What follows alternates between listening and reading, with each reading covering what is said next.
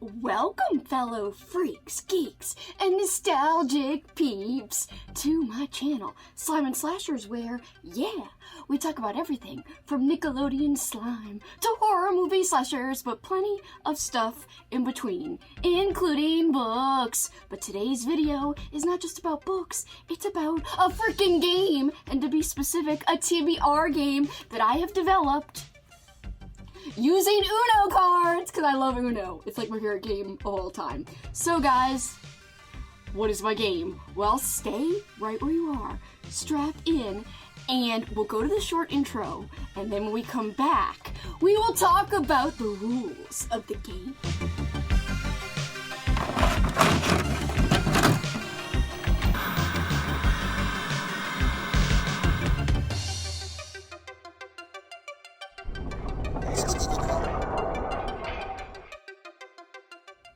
Welcome back, guys. Okay, I've got my TBR cart right here behind me, and this has something to do with my game, and so do Uno cards.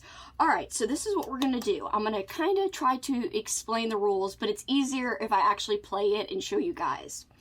Alright, so in Uno, there are 4 different colors of cards. There is red, yellow, green, and blue, as shown on this wild card.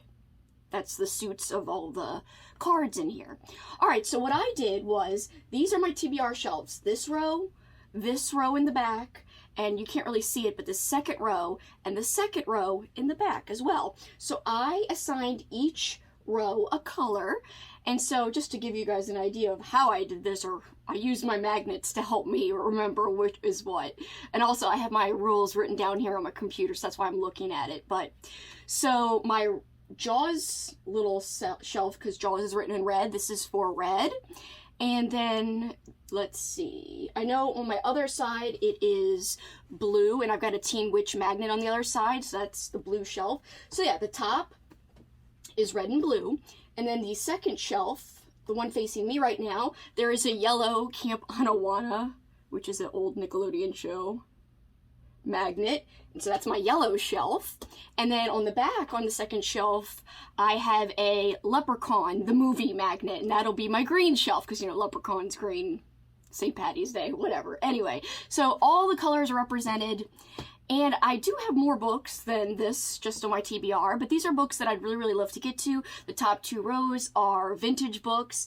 The second 2 rows are really more newer books. And I will say, there are 2 books on one of the shelves that if I get this book, the actual, it's not to read this book, it's to read a book within this book. So I think that's kind of cool. I've got 2 books that if the book gets chosen, I don't read the book itself, I read a book within the book. So, and I would know, and I would be able to let you guys know. And this, it's not going to pick my whole TBR. Every month, I'm still going to have a set TBR because I still have book club reads. I still have reads that I want to do for certain vlogs, etc., etc., and sometimes even readathons also in addition to vlogs. So every month, I will just pick a few cards to help me pick out a few books off my cart and other places you'll see, and it'll just be like in addition to my set TBR. This is kind of like how Katrina does her game. She has like a set TBR, but then she uses her Ouija board to help pick a few off of her cart using the letters and stuff, and she counts. Okay, so here are the different rules. So there are special cards, but let me just show you what happens if I pulled a regular card. So say I want to at least pick 1 card in my Uno deck, or 2 or 3 cards. It depends on how many books I want to add to my TBR. But we'll just start with this regular 1. So it's a 1. That's very simple and also kind of boring. So I'd go to the yellow shelf, because it's a yellow 1, and then I would count 1 from whatever side I want, and that would be the book I pick, for instance. Alright, so my yellow shelf is the Camp Anawana second shelf. So just so you guys see, either I'm going to pick this one, because it's just counting 1 from the end, so 1, or 1, depending on what I want to do. I would just, you know, pick, this is easier to get out, so I just show you. So if the 1 was my actual card I picked, this would already be on my TBR here, so that would be one thing. That's how the regular color cards worked. If it was the yellow 5, I would have counted from whichever side I decided, so 1, 2, 3, 4, 5, and I would have pulled this book, and that would have been on my TBR. That's how it works, essentially. But let's say, what happens though if I picked a +2 card of any color? Well, what happens then is I am going to add 2 numbers to the next card I draw, and the shelf is determined by this card. So I will still be pulling from my yellow shelf. So I would, if I got a +2 of any color, I would have to draw another number, and it's a 3. So I'm going to ignore the color. I'm still going to pull off of the yellow shelf. So the first card determines the color or the shelf.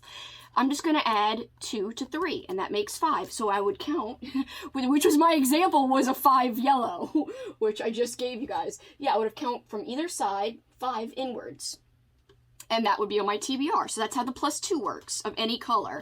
I would just, if it was a +2 blue, I would go to the blue shelf. I would pick another card and add the numbers together. Same thing with the +4, except with the +4, I get to pick whatever shelf I want. And then, so +4, I just pick another card. So I pick whatever shelf I want, and I do 8 + 4, and then I count inwards. So for this example, let's say I want to do red. So red, then I pulled an 8. So what we're going to do is 8 + 4 is 12. So what we're going to do is go to the red shelf, which is this top shelf here, the Jaws magnet. And I'm going to just go from this side, 1, 2, 3, 4, 5, 6, 7, 8, 9, 10, 11, 12. So it would be Jeff Strand Dweller if I was playing right now. So how cool is that? It's already making me a TBR. It's awesome. All right, so there we go. That's how that one works. And it would work the same no matter what color I picked. And I would just add 8 to the 4 and go to that shelf and count 12 from whatever end. The next specialty card is, this is usually a skip card, but since it's a circle, I had this stand for, I made this little wheel of books that I usually don't have with me. So some of these I do own, some of these are on Kindle, some of these are books I could get from the library, and some are just books that I have, and I just, like I said, I own them, but I can't fit them on this card. So I made a wheel from hell. So if I draw this, I don't pick from my shelves, I spin the wheel from hell, and I will show you guys my wheel from hell. So if this comes up, we don't go to the cart at all. We don't count, we just spin. And I'm very excited about showing you guys this. So here is my wheel of hell. There are vintage books on here, and there are also freaking new books on here. Like I said, some of these books I don't own. They're on Kindle, Kindle Unlimited, books I know I can get from the library, etc., etc. You guys can maybe see here, not Margits, maggots screaming. Margits. I also have Undertaker's Moon, Wolfsbane, which is a William W. Johnstone book. It's probably going to be terrible. Animals, which is a John Skip Craig Spector book. All kinds of stuff. We got vintage, we got new. Gothic, which is a new book here. Fear, which I believe is Ronald Kelly. Lots of good stuff. So I would just spin, and whatever the wheel lands on would be my choice to add to my TBR. So I like that this is like a combination of 2 different things. It makes me very excited. So in this case, it would be The Secret Book of Paradise. Someone actually recommended this book to me. It's 2 volumes, actually.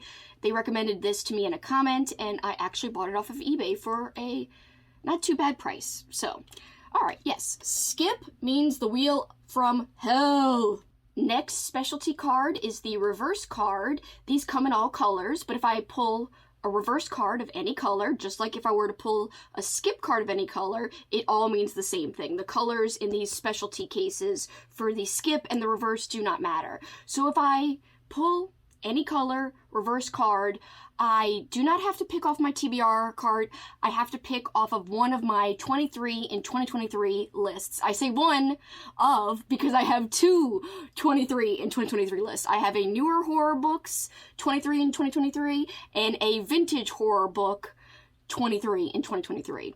So as you can see on my screen here, I would just, whichever one I want, the newer one or the Paperback from Hell one, I would just choose one book, whichever one I wanted, off of my list. So I have more of a choice if I get this reverse card. Next up, if I pulled a wild card, this is really easy. I pick whatever color I want, aka I can pick off of whatever shelf I want, because remember, each shelf is in reference to a color. So yeah, I would pick whatever shelf I want, whatever color, then I pick another card, and that determines the number that I have to count.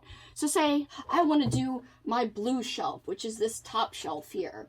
And I know you can't see too well, but on this secondary shelf, this is a lot of middle grade and newer horror. Some vintage that is bigger than paperback size, but still. Alright, but I'm going to pick blue.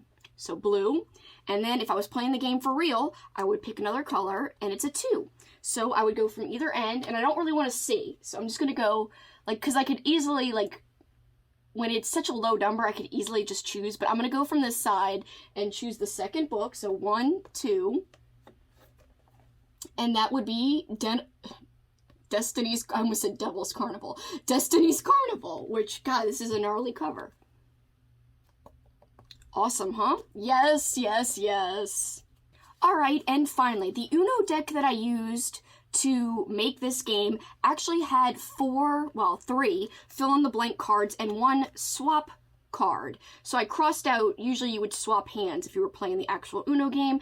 I put Kelsi corns here, which means my Patreon members would pick my book for my TBR, in this case, if I pulled this card. Which this card, it doesn't have a high percentage of chance of being pulled because it's one out of many cards, but still, it could get chosen. And yeah, as you could see, I wrote in Kelsi corns.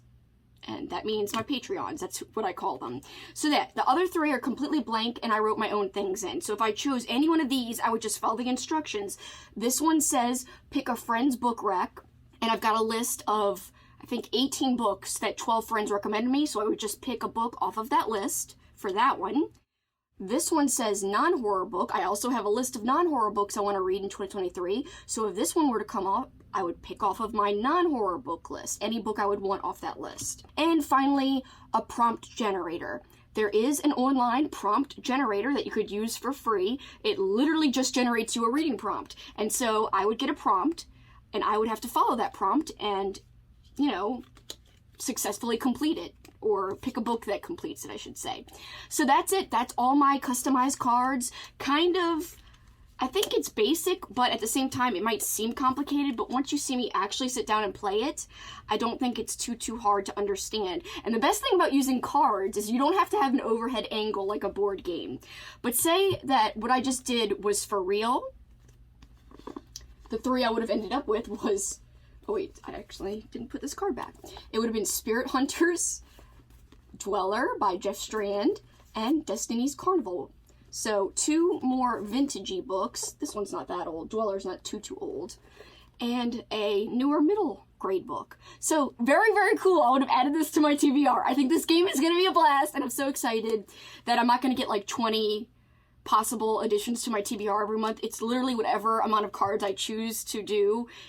That will be however many books I have to add to my TBR. So I like that. It gives me a little bit of leeway, puts less stress on me, and it's still, you know, playing a game, and it's still playing a game based on one of my favorite games of all time. I love Uno, very competitive. The cool thing about Uno is there's lots of different versions of Uno. My favorite's called Uno Flash. It's not what you think, like you don't like Flash people, which would be very upsetting and weird if you were playing with your family and stuff, or with anybody.